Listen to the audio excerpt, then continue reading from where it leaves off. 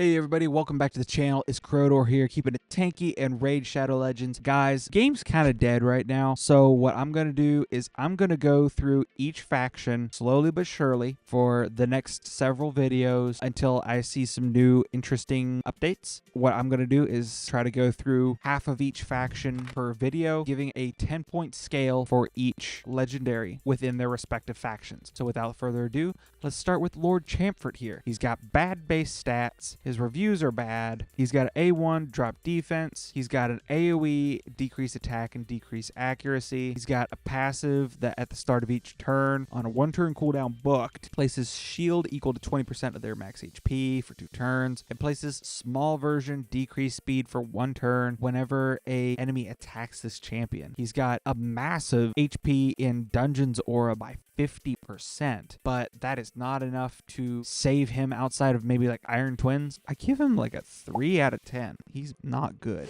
Hold up, click the link in the description right now to get a free Uugo as well as 2 more free epic champions as you level up. Here are the steps to get yours. Step 1, log out of Plarium Play on PC and uninstall. Step 2, click the link in the description and register with a brand new email. Step 3, launch raid and complete the tutorial. Step 4, go to your inbox and claim your first champ. This is an amazing account start to raid, so click the link and start now. Thalia, I think, is an interesting champion. She's got reasonable base speed for a support, not bad base stats overall. She's got a burn on the A1, 60% land rate when booked. She's got a full cleanse from a target ally and places block debuffs on them for 2 turns and heals that ally by 75% of their max HP. Heals all other allies by 20% of their max HP and fills the turn meter by 15% if the target is fully healed by this skill. Books down to a 2-turn cooldown. I think that's pretty solid, to be honest. And then on the A3, strips all the buffs from all enemies, then decreases the turn meter of all enemies by 10% and fills the turn meter of all allies by 10%. If 5 or more buffs were removed, increase the turn meter reduction and fill by 20%. 3-turn cooldown, 100% chance when booked. Increase resistance in all battles by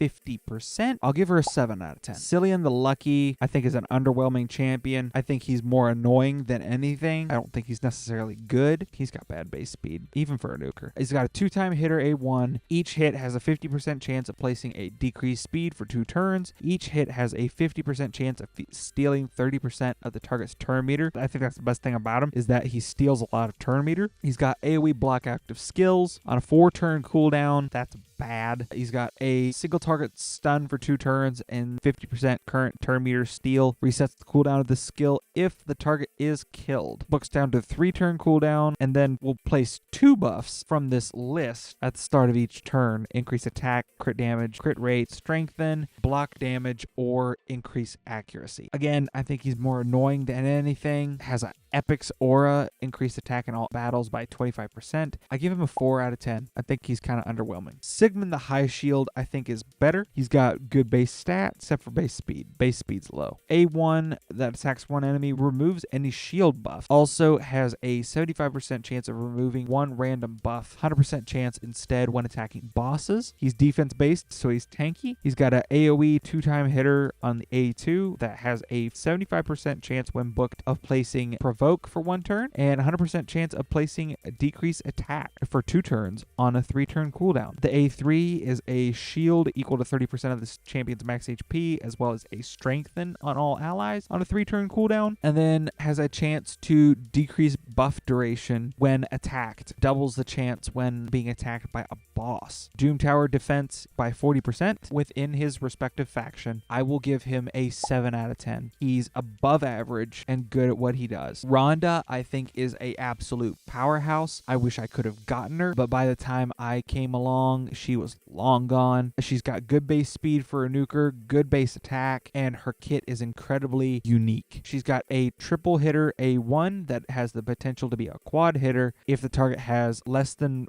50% HP after the third hit. A2, that is a triple hitter, ignores shield and 30% of the target's defense, places block active and block passive skills. It's incredibly powerful. She's the only one in the game that has that combo on the same skill, and I believe Carnage is the only other champion in the game that has both of those skills in the same kit. On the A3, she has a 2-time hitting AoE. Damage increases by 30% if this champion has more than 50% HP. If this skill is not on cooldown, she is immune to turn meter reduction effects. If this skill is on cooldown, they are instead reduced by half. She's got a 15% chance to join ally attacks with her default skill. Also places a shield buff equal to 40% of her max HP at the start of each round. She's got increased attack in all battles by 30%. She's incredibly solid. I give Rhonda a 9 out of 10. I think she is incredible. Black Knight is there to empower Rathalos Blademaster, in my opinion. He's a bad legendary. If you have him and you have Rathalos Blademaster, instant empowerment, no-brainer. He's got an A1 provoke, 75% chance. He's got a 100% uptime because of 2-turn cooldown, continuous heal and increased defense on all allies, and then AoE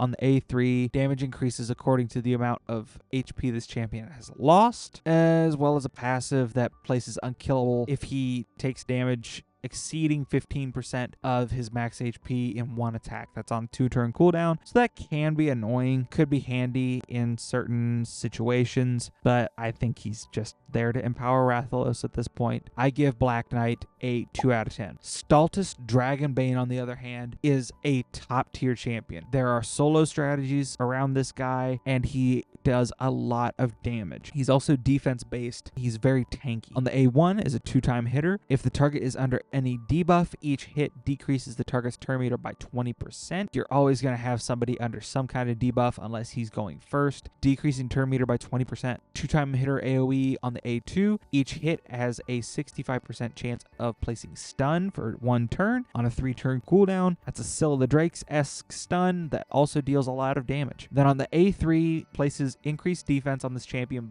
for 3 turns before attacking. Has a 100% chance when booked of placing decreased crit damage on targets whose attack is higher than their defense, and decreased speed on targets whose attack is equal to or lower. I hate the conditionality of it. I wish they would have made it to where he just places both or just the decreased speed. And then on the passive, whenever an enemy attempts to place a weakened decreased defense poison on this champion, reflects them back onto the attacker. Damage increases by 5% for each debuff on the target. Ramps up a lot of damage. 2 of the hardest damage increasing debuffs in the game are made irrelevant, and the poisons make him able to solo Nether Spider and Hard Dragon with ease. He's got defense in all battles by 30%. I actually give Stultus Dragonbane a 9 out of 10. Next we have Manaya. She is bad. I don't think she has a proper place in the game anymore unless you need her for her debuffs. On the A1, attacks one enemy, places continuous heal on the ally with the lowest HP for 2 turns. She's got an attacks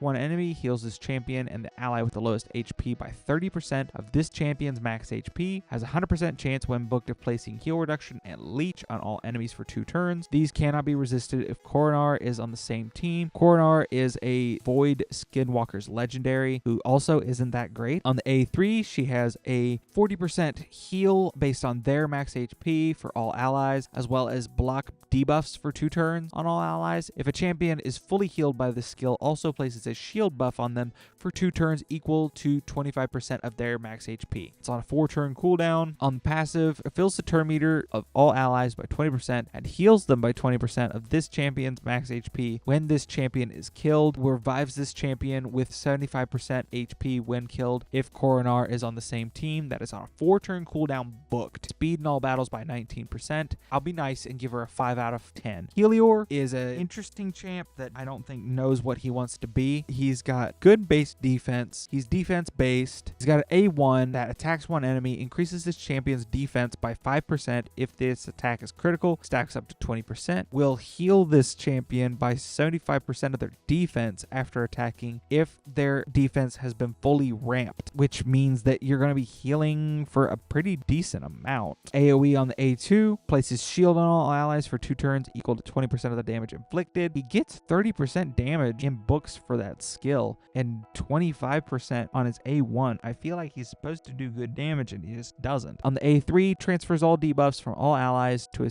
target enemy, then attacks that enemy with the default skill. Converts this champion's resistance into additional accuracy when using this skill. This guy is hard to build because he wants a lot of stats. And then on the passive, whenever an ally that has 2 or more debuffs is attacked, this champion will absorb 30% of the damage inflicted on that ally. So I will give Helior a 4 out of 10. I don't think he's that great. Timid the Fool, I think, is actually underrated massively. He's outclassed by his partner champ, Kaja the Rai, but I think he is still very solid, even by himself, and incredible when with his partner. An A1 double hitter, very good A1, 20% heal, 20% turn meter fill if there's no buffs. On the A2, attacks all enemies, decreases the duration of all enemy buffs by 3 turns. Great polymorph proof buff strip. If there are no enemies with active buffs after this skill is used, grants an extra turn. Always grants an extra turn if Kaja is on the same team, even if there are still buffs afterwards. It's on a 4-turn cooldown, which means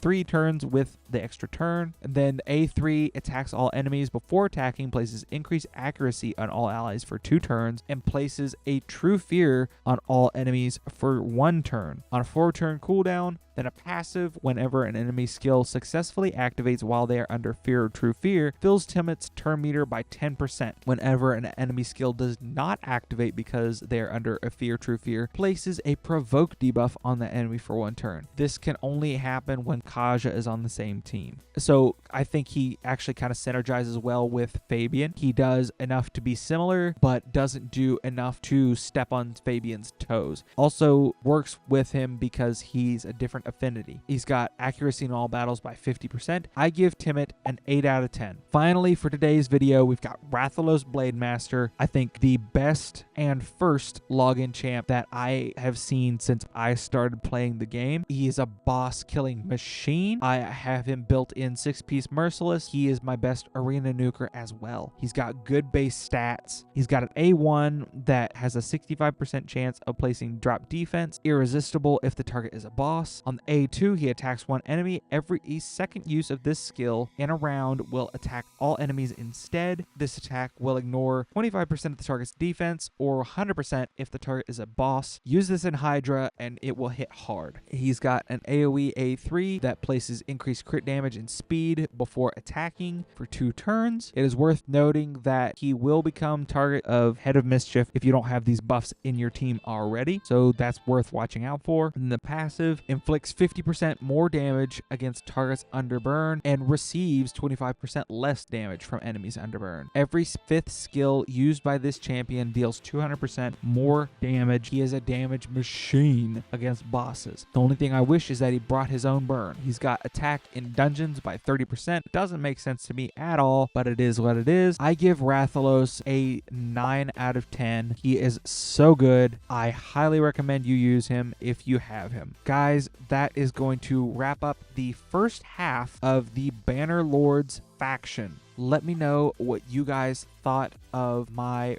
rankings in the comments. I love hearing from you guys. Guys, we're approaching 60 subscribers. That's really exciting for me. We're going to have a special stream when we hit 100. So if you're not subscribed, go ahead and do so. It's no skin off your nose and it helps me out plenty. If you are subscribed, please like and comment. I love hearing from you guys. It makes my day, to be quite honest. So with that all said and done, I hope you stay happy. I hope you stay tanky.